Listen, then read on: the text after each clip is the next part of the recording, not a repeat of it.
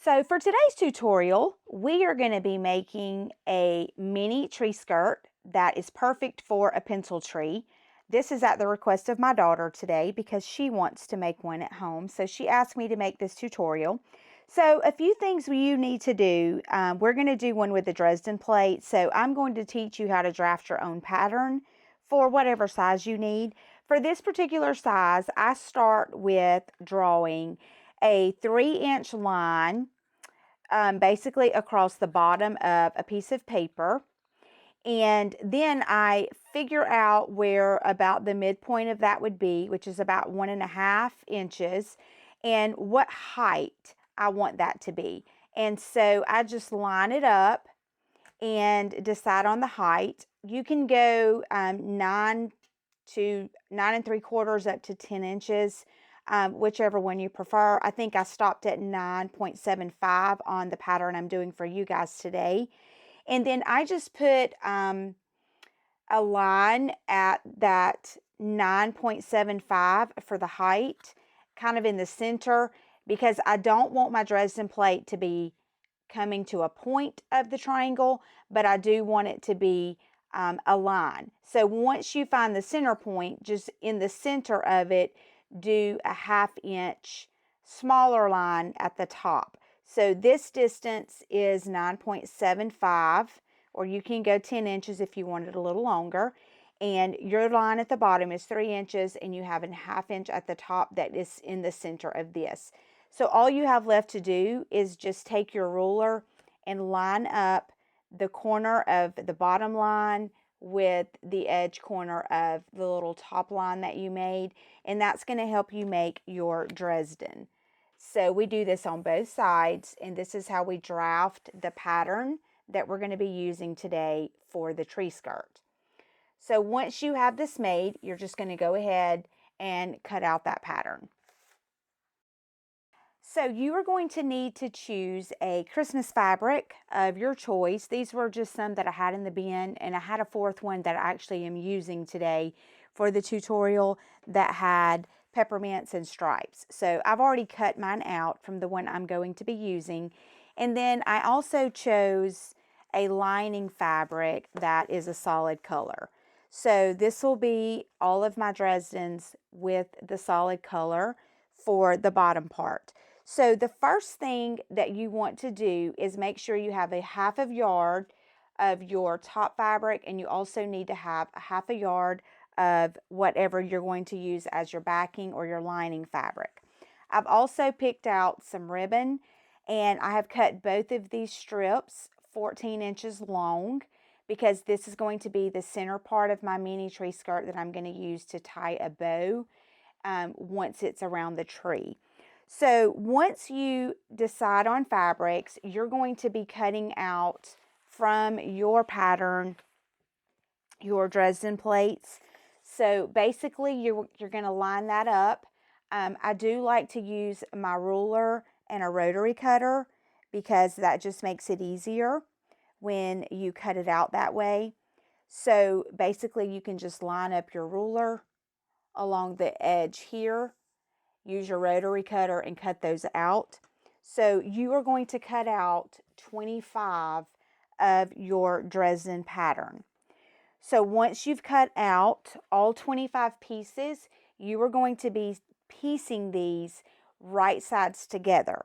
So you will line them up on top of each other with right sides together. So this is one that is smaller that I've done for another project. So basically, when you open this up, you will have stitched one side together from top to bottom. You are going to make all of these. I would recommend, because you're doing 25 of them, you can actually stitch 12 of these at one time, just by doing continuous stitching in your machine, and then just cut them apart at the threads each time. So I would just keep it going and chain stitch these in pairs for sets of 12. And then once you have all 12 sets cut, then you're just going to stack those and do them into 4s. And you're just going to continue doing this until you have all 24 pieces put together, and then your 25th piece that you will have will just be sewn to one side of this when you finish. And so that 25th one can just go on whichever side you want. Now, when you're cutting your fabric, be mindful of the direction you want it to go. I'm actually going to do mine scrappy. I'm going to do some of mine horizontal and some of mine vertical, but you can do yours however you want to. If you want all of yours to be symmetrical, then you'll want to cut with everything going horizontal or vertical. So mine will be scrappy today because I'm going to mix it. So once you get all of these sewn all the way around and you add that one piece left to the side, you're going to have a full circle. Okay, so now I have pieced all of my pieces together. So when you finish, you will have your 25th piece sewn in, and you'll have an obvious circle. And you'll have a circle here that comes together in the middle. So what you will do is take your outer lining fabric, lay this on top of that, and cut out the circle. So what I did was I took my background fabric and put it underneath the Dresden pattern once I had pressed all of my seams and got it completely flat. And I just pinned it down to that piece of fabric and cut out the shape that I had already created with piecing all of the Dresden pieces. Now, what you will do here, where it comes together, is insert your ribbon that you're going to sew into it. And so right here, I'm going to take my piece of ribbon and I'm going to make sure that it is pinned to the inside out of the way so that it doesn't get caught in the seams. And I'm going to try to get it centered. Now, if you want to measure this and get it directly centered, you can, but I am not going to do that. I'm just going to eyeball it and just make sure that I match it on the other side. So you will just basically open this side back and do the same thing. Get your ribbon inserted in here in between the layers, just out of the way. And then I'm just going to pull this close together where it lines up and just kind of eyeball where this piece of ribbon matches straight across from the other piece of ribbon. And so once I have that figured out and just get it back to the edge of the fabric, I'm going to pin this down and just clip it in place here on both sides.